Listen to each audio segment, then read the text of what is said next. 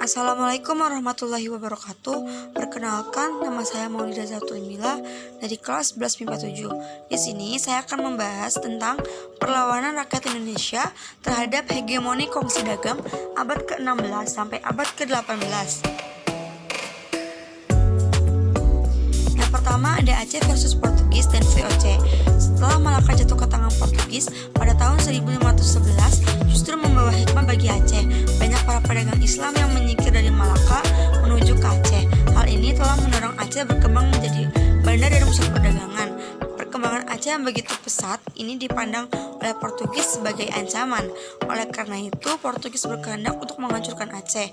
Pada tahun 1523, Portugis melancarkan serangan ke Aceh di bawah pimpinan Henry Guez dan menyusul pada tahun 1524 dipimpin oleh de Souza. Beberapa serangan Portugis ini mengalami kegagalan. Portugis terus mencari cara untuk melemahkan posisi Aceh sebagai pusat perdagangan. Langkah-langkah Aceh dalam menghalau tentara Portugis antara lain: yang pertama, melengkapi kapal-kapal dagang Aceh dengan persenjataan, meriam dan prajurit. Yang kedua, mendatangkan bantuan persenjataan sejumlah tentara dan beberapa ahli dari Turki pada tahun 1567. Yang ketiga, mendatangkan bantuan persenjataan dari Calicut dan Jepara. Pada masa pemerintahan Sultan Iskandar Muda adalah raja yang gagah, berani dan bercita-cita untuk mengenyahkan penjajahan asing, termasuk mengusir Portugis dari Malaka. Iskandar Muda berusaha untuk melipat gandakan kekuatan pasukannya. Angkatan lautnya diperkuat dengan kapal-kapal besar yang dapat mengangkut 600-800 prajurit. Menghadapi serangan kali ini, Portugis sempat kewalahan. Portugis wajib mengerahkan semua kekuatan tentara dan persenjataan untuk menghadapi pasukan Iskandar Muda. Namun, serangan Aceh kali ini tidak juga berhasil mengusir Portugis dari Malaka. Hubungan Aceh dan Portugis semakin memburuk. Bentrokan-bentrokan antara kedua belah pihak masih sering terjadi. Tapi Portugis tetap tidak berhasil menguasai Aceh.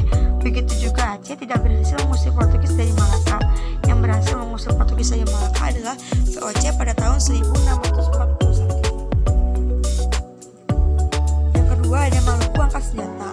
Portugis berhasil memasuki Kepulauan Maluku pada tahun 1521. Mereka memusatkan aktivitasnya di Ternate. Tidak lama berselang, orang-orang Spanyol juga memasuki Kepulauan Maluku dengan memusatkan kedudukannya di Tidore. Terjadilah persaingan antara kedua belah pihak. Persaingan itu semakin tajam setelah Portugis berhasil menjalin persekutuan dengan Ternate dan Spanyol bersahabat dengan Tidore. Pada tahun 1529 terjadi perang antara Tidore melawan. Dalam perang ini Portugis mendapat dukungan dari Ternate dan Bacan. Akhirnya Portugis mendapat kemenangan. Dalam kemenangan ini Portugis semakin sombong dan sering berlaku kasar terhadap penduduk Maluku. Sementara itu, untuk menyelesaikan persaingan antara Portugis dan Spanyol, dilaksanakan perjanjian damai, yakni Perjanjian Saragossa pada tahun 1534. Dengan adanya perjanjian Saragossa, kedudukan Portugis di Maluku semakin kuat. Portugis semakin berkuasa untuk memaksakan kehendaknya melakukan monopoli perdagangan rempah-rempah di Maluku pada tahun 1565. Muncul perlawanan rakyat Ternate di bawah pimpinan Sultan Hairun. Sultan Hairun menyerukan seluruh rakyat Papua sampai Jawa untuk angkat senjata melawan kezaliman kolonial Portugis. Portugis mulai kewalahan dan menawarkan perundingan kepada Sultan Hairun. Dengan pertimbangan kemanusiaan, Sultan Hairun menerima ajakan Portugis. Perundingan dilaksanakan pada tahun 1570 bertempat di benteng Sao Paulo. Ternyata semua ini hanyalah tipu muslihat Portugis. Pada saat perundingan sedang berlangsung, Sultan Hairun ditangkap dan dibunuh. Apa yang dilakukan Portugis kala itu sungguh kejam dan tidak mengenal peri kemanusiaan. Demi keuntungan ekonomi, Portugis telah merusak sendi-sendi kehidupan kemanusiaan dan keberagaman. Yang ketiga ada perlawanan Banten. Banten mempunyai posisi yang strategis sebagai bandar perdagangan internasional. Karena itu, sejak semula Belanda ingin menguasai Banten tetapi tidak pernah berhasil, akhirnya VOC membangun bandar di Batavia pada tahun 1619. Terjadi persaingan antara Banten dan Batavia memperebutkan posisi sebagai bandar perdagangan internasional. Oleh karena itu, rakyat Banten sering melaksanakan serangan-serangan pada VOC. Tahun 1651, Sultan Agung juga mengembangkan hubungan dagang dengan negara-negara Asia seperti Persia,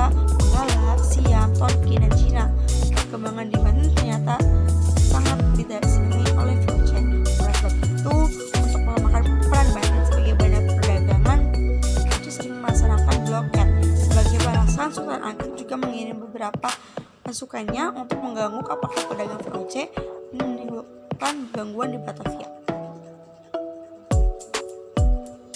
Pada tahun 1681, VOC atas nama Sultan Haji berhasil menembus kekuasaan Banten. Istana Surasowan berhasil dikuasai. Pada tahun 1682, pasukan Sultan Ageng Tirtayasa berhasil mengepung Istana Surasowan. Sultan Haji terdesak dan segera meminta pertolongan tentara VOC. Datanglah pertolongan tentara VOC di bawah pimpinan Van Koistek. Pasukan Sultan Ageng Tirtayasa dapat dipukul mundur dan terdesak hingga ke benteng Tirtayasa. Sultan Ageng Tirtayasa akhirnya meloloskan diri bersama putranya. Yang keempat ada perlawanan Goa. Tokoh-tokohnya adalah Sultan Hasanuddin Arukalaka. Perlawanan Goa bertepatan di Makassar pada tahun 1616 yang dipimpin oleh Sultan Hasanuddin. Terjadi perlawanan Goa karena melihat peran posisi yang sangat strategis, VOC berusaha keras untuk dapat mengendalikan Goa dan menguasai pelabuhan Sombu Opu setelah menerapkan monopoli perdagangan. Kapten kapal VOC Enkhuizen menculik beberapa bangsawan Goa. Dalam peristiwa itu jatuh beberapa korban. Ini menambah kemarahan orang Makassar terhadap VOC. Dampak perlawanan Goa adalah Goa harus menguasai monopoli VOC. Semua orang Barat kecuali Belanda harus meninggalkan wilayah Goa. Goa harus membayar biaya perang. Sisa peninggalannya adalah benteng Rotterdam. Yang kelima ada rakyat Riau angkat senjata. Tokoh-tokohnya adalah Raja Siak, Sultan Abdul Jalil Rahmat Syah. Penyebab terjadinya perlawanan itu adalah pemaksaan monopoli dan tindakan sewenang-wenang dari VOC. Upaya perlawanannya, Sultan Siak bersama Panglima dan penasihat mengatur siasat baru. VOC harus dilawan dengan tipu daya. Yang kedua, Siak menggunakan siasat hadiah Sultan. Yang ketiga, Sultan Siak kembali ke Siak dengan membawa kewenangan meskipun belum berhasil mengusir VOC dari Malaka. Yang keempat, sisa atau peninggalan Istana Siak. Dampaknya, yang pertama, kekuasaan wilayah Yogyakarta dan Surakarta berkurang. Yang kedua, Belanda mendapatkan beberapa wilayah Yogyakarta dan Surakarta. Yang ketiga, banyak penguras kas Belanda. Yang keenam, ada Sultan Agung versus Jepecoen. Perang ini terjadi pada tahun 1628 sampai 1629 di Batavia. Perang ini melibatkan banyak tokoh, di antaranya adalah Sultan Ageng, Tebareksa, Kiai Dipati Mandurarejo, Dipati Ukur, Teh Siranganu, Kiai Dipati Jumina. Cita-cita Sultan Agung antara lain mempersatukan seluruh tanah Jawa dan mengusir kekuasaan asing dari bumi Nusantara. Ada beberapa alasan mengapa Sultan Agung merencanakan serangan ke Batavia, yakni yang pertama, tindakan monopoli yang dilakukan VOC. Yang kedua, VOC sering menghalang-halangi kapal-kapal dagang Mataram yang akan berdagang ke Malaka. Yang ketiga, VOC menolak untuk mengakui kedaulatan Mataram dan keberadaan VOC apapun. Yang ketujuh, orang-orang Cina berontak. Perang ini terjadi pada tahun 1740 sampai 1741 di sepanjang pesisir Pulau Jawa. Dalam perang ini, tokoh yang paling menonjol adalah Oe Panko. Perang ini terjadi karena VOC membatasi kedatangan orang-orang Cina ke Jawa dengan syarat setiap orang Cina yang datang ke Jawa harus memiliki surat izin. Upaya yang dilakukan orang Cina adalah orang Cina membakar bangunan di Batavia dan melakukan kekacauan di pesisir Jawa. Perang ini memiliki dampak tersendiri, yakni VOC melakukan sweeping di rumah-rumah orang Cina dan melakukan pembunuhan terhadap orang Cina. Pada tahun 1741, benteng VOC di Kartasura diserang dan memakan banyak korban. Yang kedelapan, perlawanan Pangeran Mangkubuwana dan Mas Said. Perlawanan ini terjadi di Jawa dan berlangsung selama 20 tahun dengan tokoh-tokohnya yaitu Raden Mas Said, Pangeran Mangkubumi, Pakubuwana II. Perang ini terjadi akibat Mas Said merasa sakit hati dengan sikap keluarga Kepatihan atas hinaan dan ceraan yang dilakukan terhadapnya.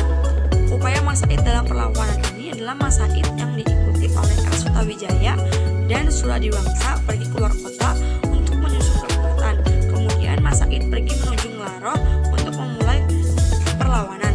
Dampak perlawanan yang ditimbulkan adalah diadakannya sayembara oleh Pakubuwana II sebagai Raja Mataram karena ini merupakan ancaman yang serius baginya. Kurang lebihnya mohon maaf. Wassalamualaikum warahmatullahi wabarakatuh.